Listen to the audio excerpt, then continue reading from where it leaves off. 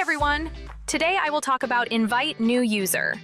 The system provides two invitation methods. 1. Invite using user ID. 2. Invite using email. First, click Setting, then select User to access the user management page. On this page, you can view the list of existing users. Next, click the Invite Users button. You can enter either the user ID or email to invite a user. To obtain the user ID, ask the invited user to navigate to User greater than User Profile, where they can find their user ID. Copy the user ID, return to the invitation page, and paste it into the input field. Click Batch Invite. The user will appear in the invitation list below. You may assign the appropriate role to the user, or delete the invitation if necessary. Once confirmed, click Send One Invitation to complete the invitation process. After the invitation is successful, the new user will appear in the user list. You may update the user's role or delete the user at any time.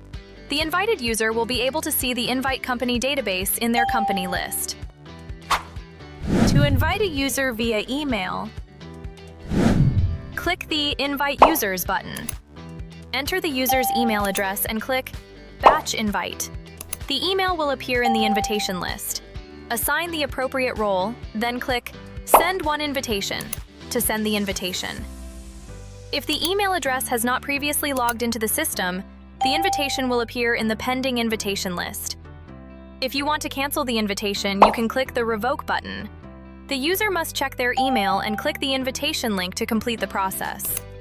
Unlike the user ID method, email invitations require user confirmation before access is granted. If the email has already been used to log in, the invitation will be processed immediately, similar to the user ID method. After clicking the invitation link, the user will be prompted to choose Sign in with Passkey or Sign up with email.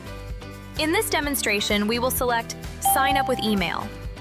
Once completed, the system will automatically redirect to the company list, where the invited company database will be visible.